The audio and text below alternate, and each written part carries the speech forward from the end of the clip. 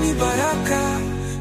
Neema, Musa, ninawaita wanangu, nataka kwa mazungumzo, nataka tuzungumze na Mwishi kwa ajili ya Allah tabarakallah. Neema, Mbema. Musa, tumekuja hapa Canada wanangu. Mnaona nimewalea kwa shida na raha.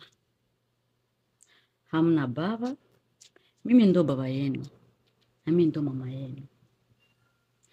Tumekuja hapa Canada, hamna baba. Mnaona Canada kisi ilivyo. Kisi tulikuwa tunawazia Canada, si ndo kisi tumeikuta.